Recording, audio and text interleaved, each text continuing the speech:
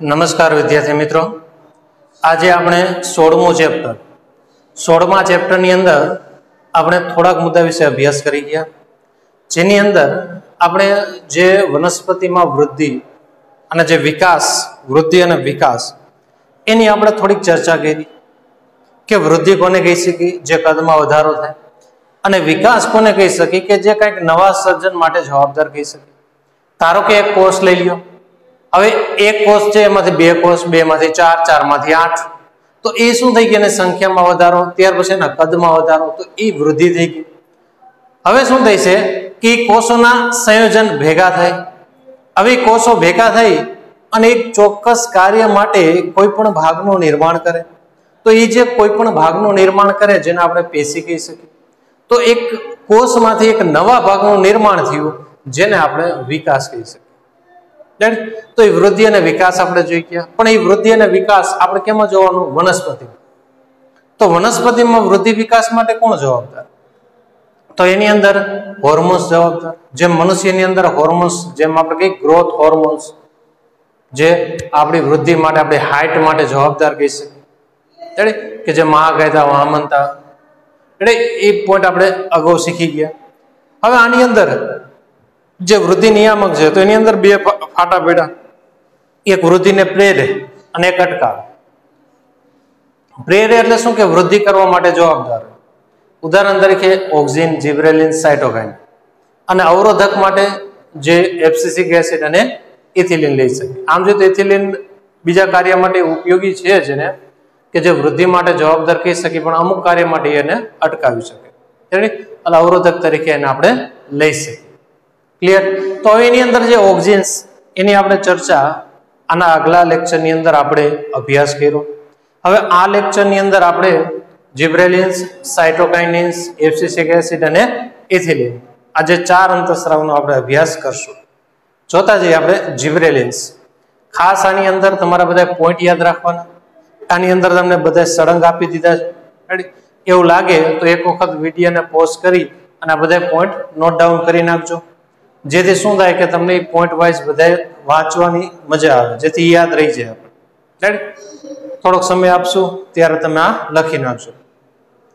જિબ્રેલિન્સ, સૌથી પણ વધુ જિબ્રેલિન્સ ફૂગ અને ઉચ્ચ કક્ષાની વનસ્પતિમાંથી સૌપ્રથમ સંશોધન થયેલું.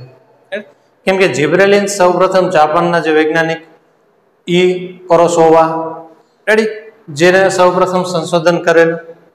હવે એને જે સંશોધન કર્યું, જે ડાંગરના છોડમાં જે ફૂગ હતી એના આધારે એક જે હોર્મોન્સનું શોધ થયું, જેને જિબ્રેલિન્સ કીધું. અને એ જે સૌપ્રથમ સંશોધન થયેલો અંતઃસ્રાવ કયો હતો?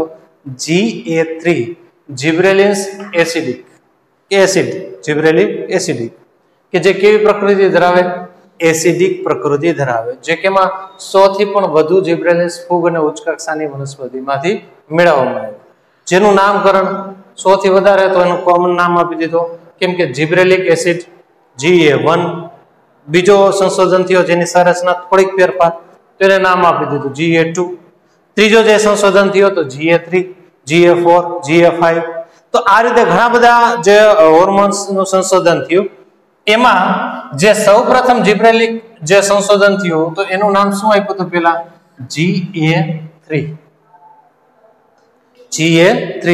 ત્યાર પછી બધાને અલગ અલગ કોડ વર્ડ એને નામ આપી દીધા. હવે આ જે નામકરણ છે, તો જે તે વૈજ્ઞાનિકે એનું જે સંશોધન કર્યું હોય એના આધારે એ નામકરણ આપે. તો આ રીતે સૌપ્રથમ જિબ્રેલિક એસિડનું જે સંશોધન થયું. હવેનો જે બધો પોઈન્ટ આવશે એનો ઉપયોગ, જે મેં અલગ ભાગ કરીને લખી નાખ્યો, એનો ઉપયોગ. આ તેની થોડીક માહિતી કે જિબ્રેલિક એસિડ શું છે, ક્યાંથી મેળવવામાં આવ્યો, કેવી પ્રકૃતિ ધરાવે છે, એ શરૂઆતમાં એની થોડીક માહિતી હતી. હવે આની અંદર સંપૂર્ણ એનો ઉપયોગ આવશે. જોઈ લે કે એનો ઉપયોગ ક્યાં થાય. સૌપ્રથમ અક્ષની લંબાઈમાં વધારો કરવા માટે જવાબદાર હોય, કે જે પ્રકારની હાઈટ હોય, આ જે પ્રકારનો ભાગ લઈ અક્ષની, એની જે લંબાઈ વધારવા માટે જવાબદાર કહી શકીએ. તો એની લંબાઈ ક્યારે વધે? કેમ કે બે જે ભાગની અંદર, આ શું હોય? ગાંઠનો ભાગ, આ પણ ગાંઠ. બે ગાંઠ વચ્ચેના ભાગને શું કહેવાય? આંતરગાંઠ કહી શકીએ. તો જેમ આંતરગાંઠ નાની, તેની ઉત્પાદકતા પણ ઓછી થઈ શકે. અને હાઈટ પણ ઓછી કહી શકીએ. રેડી?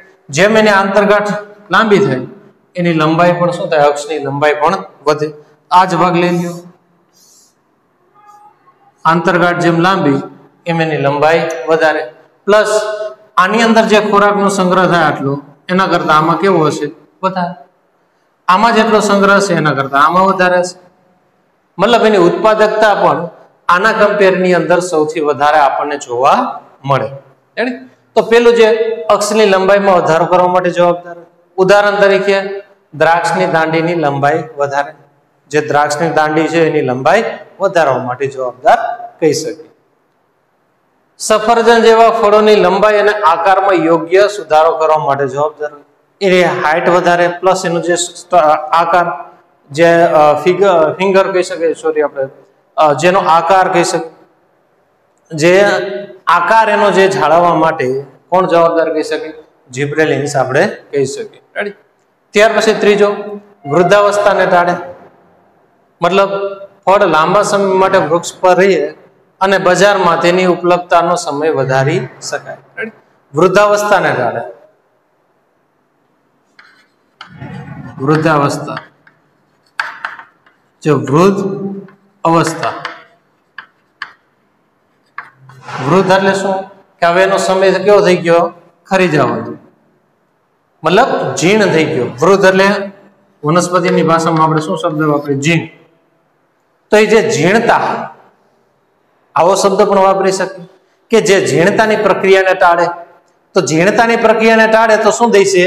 કે જે પણ વૃદ્ધ થવાનું હશે, ફળ લઈ લે, જેથી આપણને ખ્યાલ આવે. ધારો કે આ કોઈ એક ફળ લઈ લે અને આ બીજું ફળ લઈ લે. રાઈટ? હવે આ જે ફળ કેવું થઈ ગયું? જીર્ણ થઈ ગયું. આ જીર્ણ થઈ જશે તો અહીંયાથી ખરી જશે. તો બધા ફળ અહીંયાથી ખરી જાય તો બજારની અંદર એની જે ઉપલબ્ધતા છે એ શું થઈ જાય? ઘટી જાય. પૂરું, મતલબ એની સિઝન પૂરી થઈ ગઈ. જેમ આપણે શબ્દ વાપરી, એની સિઝન પૂરી થઈ ગઈ. કારણ કેમ કે વૃદ્ધ થાય અને એ ભાગ ખરી ગયો. હવે એની જગ્યાએ ધારો કે એ ભાગ જે વૃદ્ધ થતો તો એને અટકાવે તો હજી આની ઉત્પાદકતા આપણે લઈ શકીએ. એની ઉત્પાદકતા લઈ શકીએ તો બજારમાં હજી આપણને ફળ મળે. તો એનો જે સમયગાળો, બજારની ઉપલબ્ધતામાં એનો સમયગાળો કેવો કરી શકીએ આપણે? એનો સમયગાળો વધારી શકીએ. મતલબ લોંગ ટાઈમ સુધી આપણને મળી શકે. સામાન્ય ઉદાહરણ લઈએ, અત્યારે આપણે કેરીની સિઝન લઈ લઈએ. હવે એ કેરીની સિઝનની અંદર ધારો કે કેરી વૃદ્ધાવસ્થાએ પહોંચી જાય અને બધી કેરી ખરી જાય તો બજારમાં આપણને કેરી મળશે? સ્વાભાવિક ન મળે. પણ એની જગ્યાએ એની વૃદ્ધાવસ્થાને શું કરી દે? ઘટાડી દે. વૃદ્ધાવસ્થાને ટાળી દીધી. જીબ્રેલિન્સ એમાં આવી ગયું, વૃદ્ધાવસ્થાને ટાળી દીધી તો કેરી હજી જોવા મળશે. અને કેરી જોવા મળશે જે વૃક્ષ ઉપર, તો અહીંયાથી આપણને એ મળશે. જેથી શું થાય? કે બજારમાં એની ઉપલબ્ધતા વધારી શકે. આ નોર્મલી એક માહિતી. રેડી? કે જે ફળ લાંબા સમય માટે વૃક્ષ ઉપર રહે, જેથી એની બજારમાં એની ઉપલબ્ધતાનો સમયગાળો આપણે સામાન્ય રીતે વધારી શકીએ. ત્યાર પછી GA3 શેના માટે ઉપયોગી? દારૂની બનાવટના ઉદ્યોગમાં માલ્ટિંગ ક્રિયાવિધિ. માલ્ટિંગ એટલે શું? તો નીચે લખેલું છે, ધાનને પાણીમાં પલાળી અને અંકુરિત કરવાની પ્રક્રિયા. જે ધાનને પાણીમાં નાખી દો, પલાળી દો અને એમાંથી જે બીજ અંકુરણ થાય. અંકુરણ એટલે શું? કે જે મૂળ પ્રકારનો ભાગ જે બીજમાંથી બહાર નીકળવો. કોઈ પણ બીજ લઈ લ્યો તો બીજની અંદર એક ધરી હોય, જે ભ્રૂણધરી આપણે કહી શકીએ. એ ભ્રૂણધરીની અંદર ઉપર ભ્રૂણાગ્રનો ભાગ, નીચે ભ્રૂણમૂળ.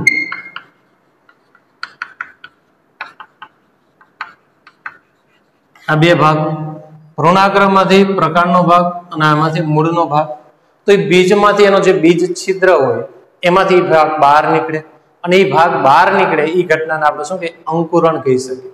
રેડી? તો એ જે અંકુરણ થવા માટે એને કેની જરૂર પડશે? પાણીની જરૂર પડે. એને પાણીની. આપણે જોઈએ ને ખેતરમાં બીજનું વાવેતર કરી દઈએ તો ખેતરમાં બીજનું વાવેતર એમ નામ કરી દે તો અંકુરણ થશે નહીં. એ બીજનું વાવેતર કરી અને આપણે શું આપીએ? પાણી આપીએ. જેથી શું થાય? કે પાણીનું શોષણ થઈ અને એની અંદર ઉત્સેચકની રિએક્શન થઈ અને જે એમાં સંચિત ખોરાક હોય એ ખોરાક કેને મળશે? ભ્રૂણાગ્ર અને ભ્રૂણમૂળ. એ બેને ખોરાક મળશે, જેથી બેની શું થાય? વૃદ્ધિ થઈ છે. વૃદ્ધિ થાય એટલે બીજ છિદ્રમાંથી બીજ કેવા નીકળશે? બહાર નીકળે. અને એ બહાર નીકળવાની ઘટનાને અંકુરિત કહી શકીએ. એટલે જ તમે જો કે એને કેમાં પાણીમાં પલાળવું પડે, જેથી શું થાય કે આનું અંતઃચૂષણ થઈ, જે અંતઃચૂષણની રિએક્શન થઈ અને એ પાણીનું શોષણ કરે, અને પાણીનું શોષણ થઈ અને ઉત્સેચક સક્રિય થઈ અને ત્યાર પછી ભ્રૂણાગ્રમાંથી પ્રકાંડનો ભાગ અને ભ્રૂણ મૂળમાંથી મૂળનો ભાગ એમાંથી બહાર નીકળે. પણ ધાનને પાણીમાં પલાળવાની જે ક્રિયા છે એને આપણે શબ્દ વાપરો માલ્ટિંગ. તો એ માલ્ટિંગની ક્રિયાને ઝડપી કરવી હોય તેમાં શું નાખવામાં આવે? Gibberellic acid. જેથી શું થાય કે એની રિએક્શન જે થવાની હોય એની જગ્યાએ વધી જાય. આ કેના જેવું? ઉત્સેચક જેવી રિએક્શન આમાં જોવા મળે. ક્લિયર આટલા પોઈન્ટ? હવે આ તરફ આવી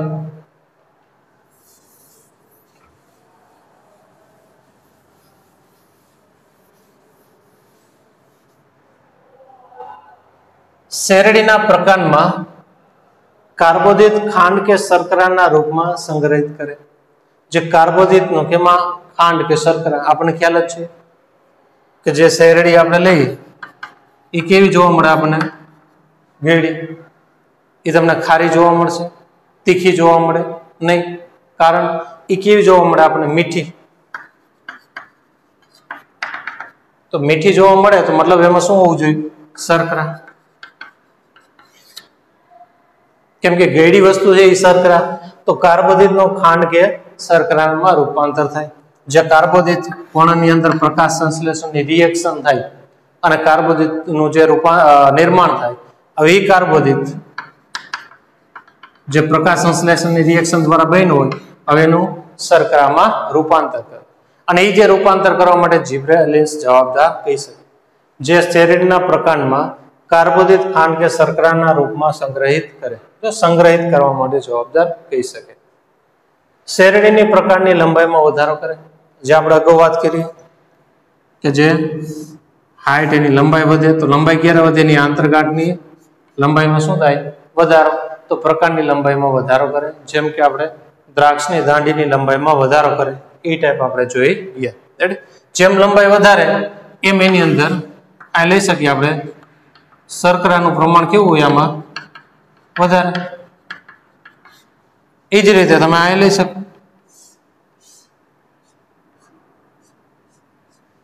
ધારો કે કપડા પોટ લીધો એ નહીં, આમાં લઈ લ્યો. તો આ બે ની અંદર બે આંતરગાંઠ લઈ લ્યો, તો આ આંતરગાંઠની અંદર શર્કરા કેવી હશે? ઓછી. આમાં કેવી? વધારે. એટલે જેમ એની લંબાઈમાં વધારો કરે તો એની ઉત્પાદકતા પણ શું થાય? વધે.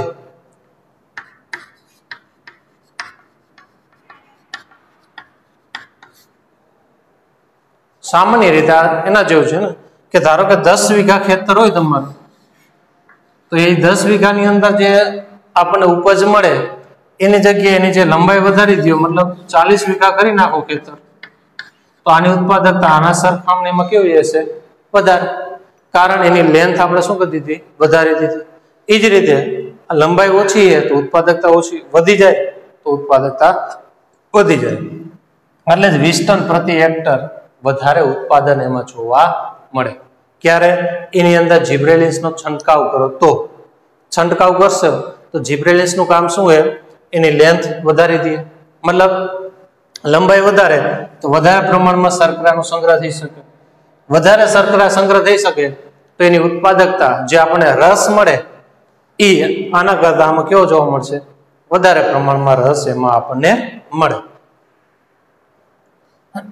શંકુદ્રુપ વૃક્ષોમાં તીવ્ર ગતિથી પરિપક્વતા આવે જેથી વહેલા બીજ ઉત્પાદન થઈ શકે. રાઈટ?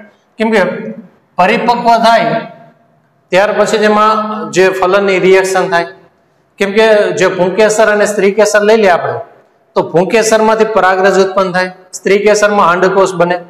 તો એ બને ક્યારે? કે જ્યારે બે પરિપક્વ થાય ત્યારે. જ્યારે પુષ્પની અંદર પુંકેસર પરિપક્વ થાય ત્યારે જ એની પરાગરજ પરાગનયન માટે જવાબદાર કહી શકે. તો જ એ પરાગરજ સ્ત્રી કેસરના પરાગાસનમાં થાય. અને સ્ત્રી કેસરનું પરાગાસન ક્યારે ગ્રહણશીલ બને? જ્યારે એ પરિપક્વ થાય ત્યારે. ધારો કે એનો પરિપક્વનો સમયગાળો વધારે હોય તો ફલનની ઘટના પણ વધી જાય. ફલનની ઘટનાનો સમયગાળો પણ વધી જાય. હવે ફલનની ઘટનાનો સમયગાળો વધી ગયો જે ઉત્પાદન આપણને મળતું હતું, મતલબ બીજનું નિર્માણ થવાનો સમયગાળો પણ વધી જાય. તો એ ક્રિયાને ઝડપી કરવા માટે શું કરવામાં, તો એની જે જે પરિપક્વનો સમયગાળો વહેલો કરી નાખો તો ફલન ઝડપી થાય, વહેલું થાય, અને ફલન વહેલું થાય તો એમાં બીજ વહેલા ઉત્પાદન થઈ શકે. તો પરિપક્વ થાય તો બીજ ઉત્પાદન વહેલા થઈ શકે. બીટ, કોબીજ તેમજ અન્ય ગુલાબત પ્રકૃતિ ધરાવતી જે વનસ્પતિ, એમાં એની અંદર જે રિએક્શન બોલ્ટિંગ મતલબ પુષ્પસર્જન પહેલા આંતરગાંઠની લંબાઈ ઉત્પાદકતા વધી જાય તો એને વધારવા માટે જવાબદાર કહી શકે. રેડી? આ જે ઉપયોગ આપણે બધા કેના હતા, જિબ્રેલિન્સના સાવ સહેલા છે, આવડી જાય એવા છે. એક વખત આ રીતે નોટ ડાઉન કરી નાખજો, જેથી શું થાય કે તમને વાંચવામાં લખવામાં વધારે મજા આવે. આ બધું ટેક્સ્ટ બુકમાં છે એ જ વસ્તુ મેં આમાં તમને નોટ ડાઉન કરેલું, પરંતુ કાયદેસર મુદ્દા વાઇઝ લખેલા. રાઈટ? ત્યાર પછીનો જે સાયટોકાઇનેસ અંતઃસ્રાવ, ત્રીજો જે આપણો હોર્મોન્સ વૃદ્ધિ નિયામકો વનસ્પતિ માટે, જેનું મુખ્ય કામ કોષ રસ વિભાજન ઉપર અસર કરે. કોષ રસ વિભાજન મતલબ કોષ રસનું વિભાજન. હવે કોષ રસનું વિભાજન થાય તો શું થઈ છે, એકમાંથી કેટલા કોષ બને? 2. કોષ ચક્ર અને કોષ વિભાજનની અંદર આપણે જોઈ ગયા કે જે પહેલા કોષ કેન્દ્રનું વિભાજન થાય, ત્યાર પછી કોષ રસનું વિભાજન, કેરિયોકાઇનેસિસ, સાયટોકાઇનેસિસ. તમને યાદ હોય તો 10મા ચેપ્ટરની અંદર. રેડી? પહેલા એની અંદર એકમાંથી 2 કોષ કેન્દ્ર બને, ત્યાર પછી કોષ રસનું વિભાજન થાય એટલે એકમાંથી 2 સેલ બને. રાઈટ? તો જે કોષ રસ વિભાજન કરે, જેથી શું થાય કે કોષોની સંખ્યામાં આમાં શું થઈ છે, વધારો. આપણે આમ કહી શકીએ કે જે સાયટોકાઇનેસ કોષોની સંખ્યામાં વધારો કરે. કારણ કેમ કે કોષ રસ વિભાજન ન થાય તો શું થાય, એક કોષમાં વધારે કોષ કેન્દ્ર થાય, જેને આપણે બહુકોષ કેન્દ્રીય કહી શકીએ. અને જો કોષ રસનું વિભાજન આમાં કરી નાખે, જે સાયટોકાઇનેસની અસર આમાં જોવા મળે, જેથી એકમાંથી 2 કોષ થઈ જાય તો કોષોની સંખ્યા વધી જાય. તો એનું મુખ્ય કામ કોષ રસ વિભાજન ઉપર અસર કરે. જે સૌપ્રથમ કેમાંથી સંશોધન થયું, તો હેરિંગ માછલીના શુક્રકોષોના ડીએનએ માંથી કાઇનેટિન સ્વરૂપે સૌપ્રથમ મેળવવામાં આવ્યું. જે કાઇનેટિન વનસ્પતિમાં કુદરતી રીતે જોવા મળતો નથી. કુદરતી રીતે કયો જોવા મળે? સાયટોકાઇનેસિસ. જે નૈસર્ગિક પદાર્થ કુદરતી તરીકે સાયટોકાઇનિન શોધ મકાઈના બીજદેહ શેષમાંથી. મકાઈનો બીજદેહ, બીજની આજુબાજુનું આવરણ એટલે પ્રદેહ.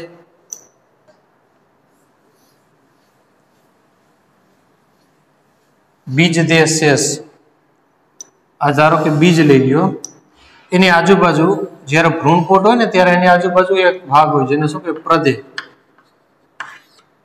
હવે આ જે પ્રદેહ, જ્યારે આમાંથી બીજનું નિર્માણ થાય, કેમ કે આ ભાગ સૌપ્રથમ ત્યારે શું કહેવાય? ભ્રૂણપોટ કહેવાય. જે આપણે 12મા ધોરણની અંદર ચેપ્ટર 2 ની અંદર અભ્યાસ કરશું. જે ભ્રૂણપોટ હોય એ ભ્રૂણપોટમાંથી વિકાસ થાય ને છેલ્લે શું બનશે? બીજ બનશે. આ અંડકનો જ ભાગ થાય, બીજ. બીજ બનશે એટલે પ્રદેહમાં પણ શું હોય? ખોરાકનો સંગ્રહ. એ ખોરાક પણ આને મળતો જાય જ્યારે બીજના નિર્માણ. પણ ઘણી વાર શું થાય કે પ્રદેહ સંપૂર્ણ વપરાતા નથી, થોડોક ભાગ એનો જોવા મળે. રેડી? તો આ આપણો શું થઈ ગયો? અંદરનું આટલો ભાગ બીજ, આ બીજ બની ગયો, અને એની આજુબાજુનો વધારાનો ભાગ એટલે દેહ. બીજની આજુબાજુનો ભાગ એટલે શું થઈ ગયો? દેહનો ભાગ. અને એ દેહ હજી સંપૂર્ણ વપરાઈ ગયો નથી, થોડો ભાગ રહ્યો, જેને આપણે શું કહીએ? શેષ. તો જેને સંયુક્ત રીતે શું કીધું? બીજ દેહ શેષ. તો એ બીજ દેહ શેષમાંથી સૌપ્રથમ સાયટોકાઇનેસ જોવા મળ્યો. ત્યાર પછી નાળિયેરના દૂધમાંથી જે વચ્ચેનો ભાગ કહી શકીએ, એમાંથી જીએટીન સ્વરૂપે અલગ કરી શકાય. હવે આ સૌપ્રથમ ક્યાંથી મેળવવામાં આવ્યો, શું કામ કરે એનું? આનો શું થઈ ગયો? ઉપયોગ. ક્યાં ક્યાં આપણને જોવા મળે? સાયટોકાઇનેસ વનસ્પતિમાં ત્વરિત એટલે ઝડપી, તરત જ કોષ વિભાજન થાય તેવા વિસ્તારોમાં જોવા મળે કે જ્યાં ત્વરિત કોષ વિભાજનની જરૂર પડે. મતલબ એક કોષમાંથી 2 કોષ, 2 માંથી 4, 4 માંથી 8. તો એવા વિસ્તારની અંદર સાયટોકાઇનેસ જઈ અને તરત જ વિભાજન કરી નાખે, જેથી શું થાય કે કોષોની સંખ્યા વધી જાય. ઉદાહરણ તરીકે મૂળની ટોચ, સૌથી મૂળના ટોચનો ભાગ. રેડી? સૌથી ટોચનો ભાગ એટલે કયો? વિભાજન. ત્યાર પછી વિસ્તરણ અને વિભેદન. આ મુખ્ય 3 ભાગ એની અંદર જોવા મળે. પર્ણોમાં હરિતકણ, કારણ કે હરિતકણ જો વધારે હશે તો જ પ્રકાશ સંશ્લેષણ થઈ શકે અને એની ઉત્પાદકતા વધી શકે. પ્રરોની પાર્શ્વીય વૃદ્ધિ, જે સાઈડમાંથી જે વૃદ્ધિ થાય પાર્શ્વીય વૃદ્ધિ માટે જવાબદાર. કેમ કે મુખ્ય કામ શું અને પાર્શ્વીય વૃદ્ધિ, અગ્રીય પ્રભાવિતા આપણે આવી ગયું ઓક્સિજનની અંદર, એ શું કરે એની લેન્થ વધારે, આ શું કરે સાઈડમાં વધારે, જે પાર્શ્વીય વૃદ્ધિ માટે જવાબદાર કહી શકે. અસ્થાનિક પ્રરોના સર્જન માટે, જે પ્રોપર સ્થાનમાંથી ઉત્પન્ન થાય એ સ્થાનિક કહેવાય, પણ સ્થાન સિવાયના જે ભાગમાંથી ઉત્પન્ન થાય એને શું કહે અસ્થાનિક કહી શકે.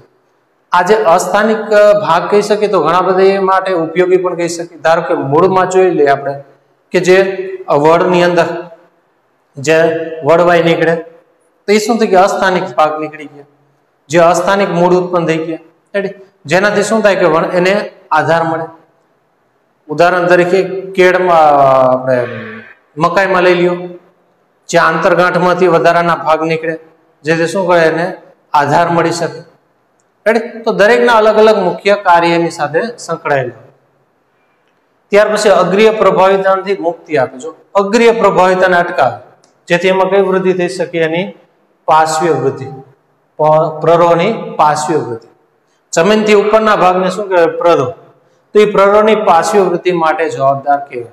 અને અગ્રીય પ્રભાવિતા માટે કોણ ઓક્સિન્સ, આ સાઈડમાં વૃદ્ધિ એટલે પાર્શ્વીય વૃદ્ધિ માટે જવાબદાર કહી શકે. પોષક દ્રવ્યના વિતરણને પ્રેરે, સ્વાભાવિક છે પોષક દ્રવ્ય જેમ બધાને મળશે એમ એની વૃદ્ધિ થઈ શકે.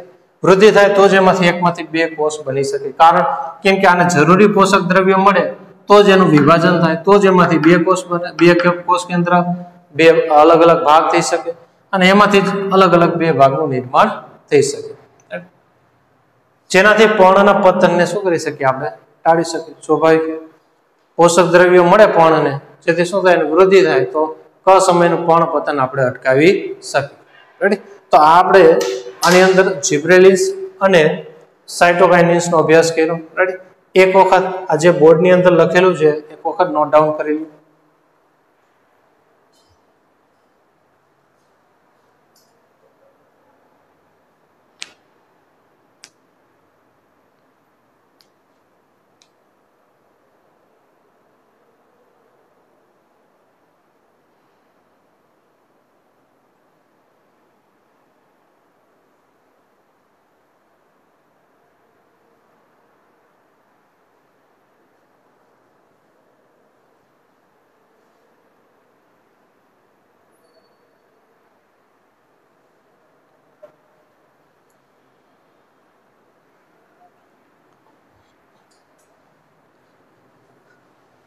હાલો આપણે જોઈ ગયા કે જેની અંદર જિબ્રેલિક ત્યાર પછી સાયટોકાઇન, ત્રણ જે વૃદ્ધિ પ્રેરક આપણે જોઈ ગયા, વૃદ્ધિ અવરોધક જેની અંદર આપણે ઇથિલિન અને એબ્સિસિક એસિડ આ બે વિશે અભ્યાસ કરવાનો છે, જે આપણું ચેપ્ટર પૂરું.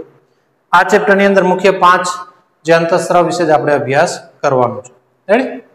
તો જોઈ લઈએ ઇથિલિન, કે જે ઇથિલિન કેવો છે વાયુરૂપ પીજીઆર, પ્લાન્ટ ગ્રોથ રેગ્યુલેટર્સ, કે જે વાયુરૂપ કહી શકીએ બાષ્પશીલ પ્રકૃતિ ધરાવે, જે આપણે જોઈ ગયા પાકેલા સંતરાની બાજુ કાચું કેળું રાખે જેથી શું થાય પરિપક્વ થઈ જાય.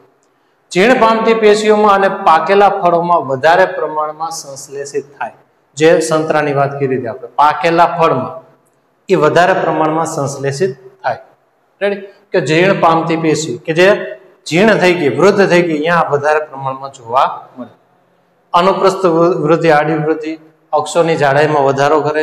ત્યાર પછી દ્વિદળી બીજમાં બીજાંકુરણ માટે, અગ્રીય પ્રવર્ધનમાં સંરચના હાઇટ વધારવા માટે એ મુખ્ય જવાબદાર એની અસર આપણે કહી શકીએ.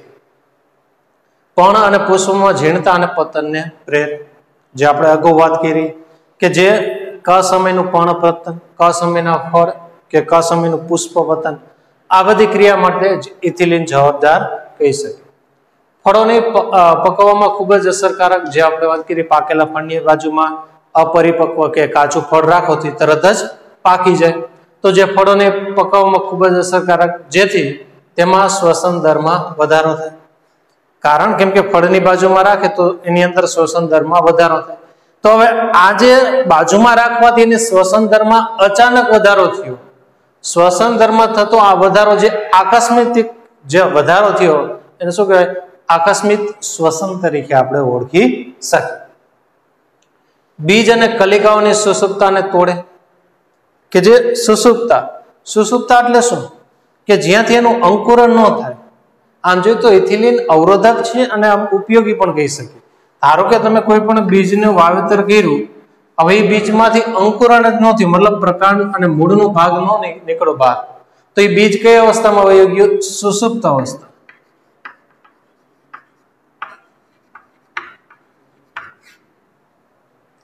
આ જે અવસ્થાને બીજની સુષુપ્ત અવસ્થા. આમ જોઈએ તો સુષુપ્ત અવસ્થાના ઘણા બધા ફાયદા પણ થઈ શકે. સામાન્ય ઉદાહરણ આપણે લઈએ કે ઘઉં, જે ઘઉંનો અત્યારે આપણે સંગ્રહ કર્યો છે ઘરે, તમે જોઈ શકો. હવે એ જ ઘઉંનું આવતી સાલ જ્યારે આપણે વાવેતર કરીએ શિયાળાની સિઝનમાં, ત્યારે એમાંથી અંકુરણ થઈ અને એનું નિર્માણ થશે. તો અત્યારે સંગ્રહ કર્યો, આવતી સાલ આપણે વાવેતરમાં એનો ઉપયોગ કરશું, તો વચગાળાની સમયગાળો એ કઈ અવસ્થા થઈ ગઈ? સુષુપ્ત અવસ્થા. મતલબ એ સુષુપ્ત અવસ્થામાં વયા ગયા. તો આમાં પણ ઘણા બધા બીજ અલગ અલગ મહિના માટે, વર્ષો માટે, ઘણા બધા અલગ અલગ બીજ માટે સુષુપ્તનો સમયગાળો દરેક માટે અલગ અલગ હોઈ શકે. અને ઘણા બધા એવા દ્રષ્ટાંત છે જે કિંગ હેરોડ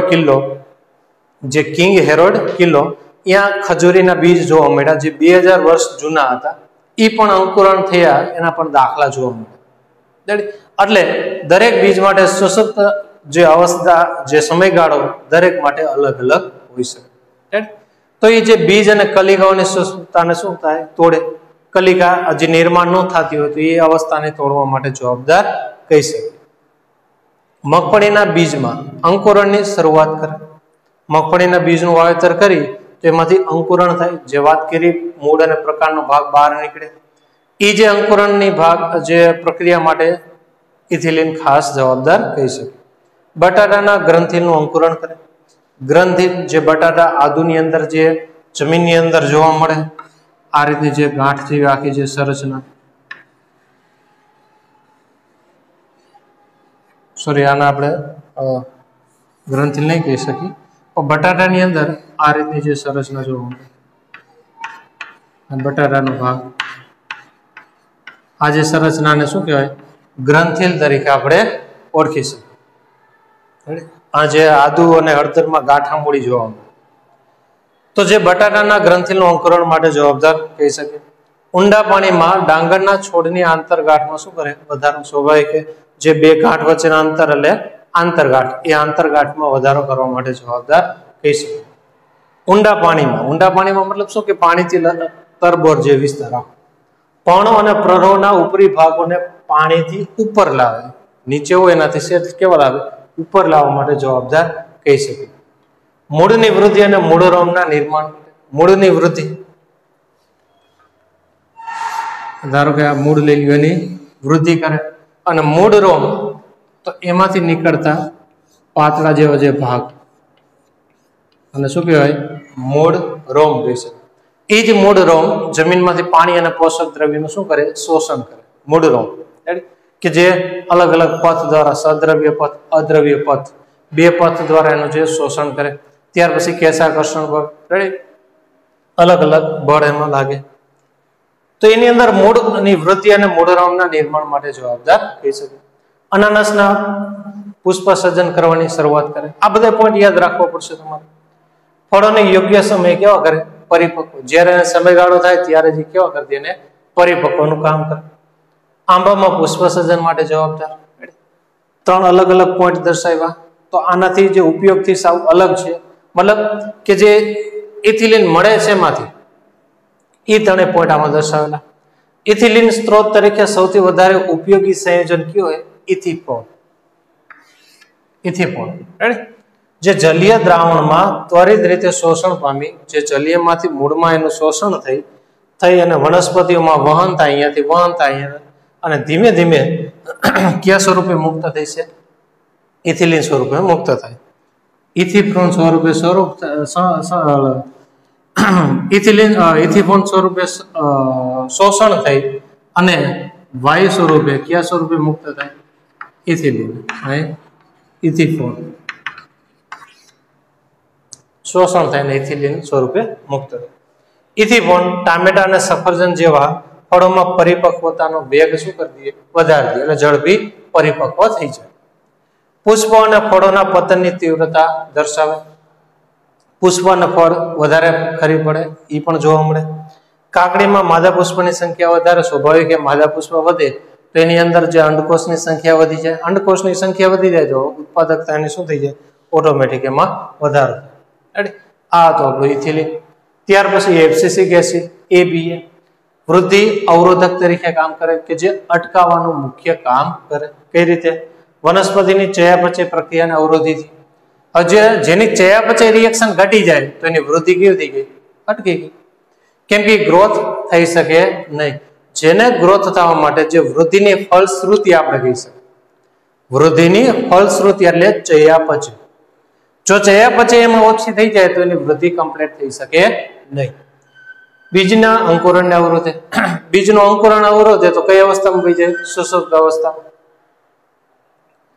જે અધિસ્તર પર્ણની અંદર ઉપરનું ઉપરી અધિસ્તર, નીચેનું અધ અધિસ્તર.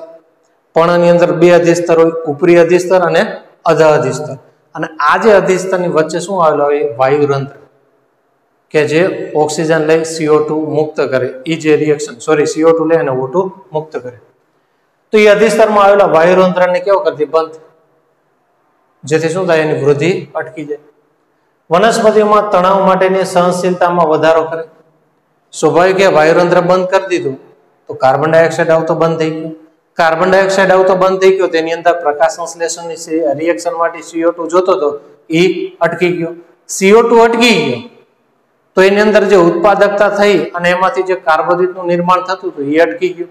હવે કાર્બોદિત અટકી ગયા તો વનસ્પતિના જે તે ભાગની એની જરૂરિયાત હતી એને મળે નહીં. મળે નહીં તેમાં શું ઉત્પન્ન થાય? તણાવ. માટે એને કયો હોર્મોન્સ કીધો? સ્ટ્રેસ હોર્મોન્સ તરીકે પણ ઓળખવામાં આવે. બીજમાં વિકાસની પ્રક્રિયા પરિપક્વતા માટે, સુષુપ્તતા માટે ખાસ મહત્વની ભૂમિકા ભજવે. જે સુષુપ્તતા પ્રેરે, જે અગાઉ વાત કરી. અંકુરણ અટકાવે તો કઈ અવસ્થા આવી જાય? સુષુપ્ત અવસ્થા એની અંદર જોવા મળે. અંકુરણ જેમાં થઈ જાય એમાં સુષુપ્ત અવસ્થા જોવા મળે નહીં. બીજને શુષ્ક તેમજ વૃદ્ધિ માટે પ્રતિકૂળ પરિબળોથી શું કરે? બચાવે. જે શુષ્ક, કેમ કે સુષુપ્ત અવસ્થા થઈ ગઈ તો એ પ્રતિકૂળ પરિસ્થિતિમાં એને બચાવવા માટે જવાબદાર કહી શકે. ABA જીબ્રેલિક એસિડ શું કરે? વૃદ્ધિ માટે જવાબદાર. આ વૃદ્ધિ અવરોધક. તો એકબીજાના કેવા કહેવાય? પ્રતિરોધક, વિરોધી અંતઃસ્ત્રાવ તરીકે આપણે ઓળખી શકીએ. રેડી? આ તો ઇથિલિન અને એબ્સિસિક એસિડ. હવે આપણે નેક્સ્ટ ચેપ્ટર ચાલુ કરશું. એના પહેલા થોડીક વાર રાખું જેથી કરીને તમે આ બધા પોઈન્ટ લખી નાખો.